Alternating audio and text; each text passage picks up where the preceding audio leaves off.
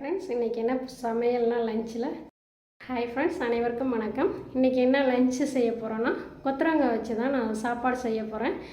பொரியெல்லாம் செஞ்சு கொடுக்கும்போது பார்த்திங்கன்னா அவங்க வந்து எடுத்துகிட்டு வந்துடுறாங்க மீதி.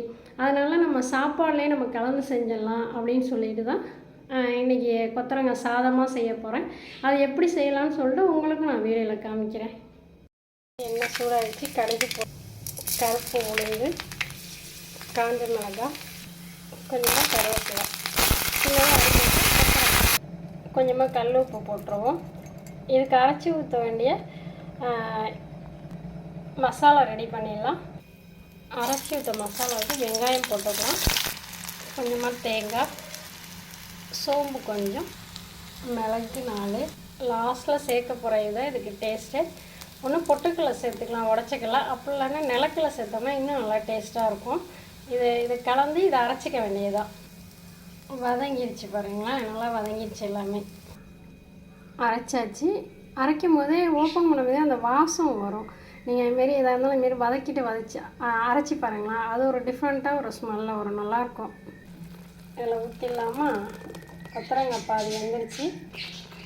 அவ்வளோதான், ரெடி ஆகிடுச்சு பாருங்களேன். ஏன்னா எல்லாமே நம்ம வதக்கிட்டு அரைச்சதுனால வர நம்ம ரொம்ப நேரம் வேக விட வேணாம். ரெடி ஆகிடுச்சு. கொத்தரங்காய் ஒரு மாதிரி சப்புன்னு இருக்க மாதிரி இருக்குமோ, அதுக்கு காரத்துக்காக சாய்மாமி உருளைக்கிழங்கு இன்றைக்கி செய்ய போகிறோம். அவர் சொல்லிட்டாரு, தம்பி இனி ரவுண்டாக இல்லைம்மா, அவங்க ரவுண்டாக செய்வாங்கன்னா, அதனால இன்றைக்கி உழவு சந்தையில் தான் போய் காய் வாங்குவேன். அங்கே வந்து இதுமாதிரி நீட்டமாக தாங்கண்ணே அப்படின்னு சொன்னேன். இதுமாதிரி நீட்டமாக கொடுத்துருக்காங்க. அதையும் செஞ்சுருவோமா? எல்லா சத்தும் நிறைந்த கொத்தரங்காய் சாதம் ரெடி ஆகிடுச்சு. நீங்களே யோசிச்சு பாருங்களேன். கருப்பு உளுந்து, பொட்டுக்கடலை, வெங்காயம், உருளைக்கிழங்கு, சத்தான கொத்தரங்காய் சாதம் ரெடி ஆகிடுச்சு. நீங்களும் உங்கள் குழந்தைங்களுக்கு ட்ரை பண்ணுங்கள். கண்டிப்பாக கொத்தரங்காய் நம்ம பொரியலாக கொடுத்தா அவங்க கண்டிப்பாக சாப்பிட மாட்டாங்க.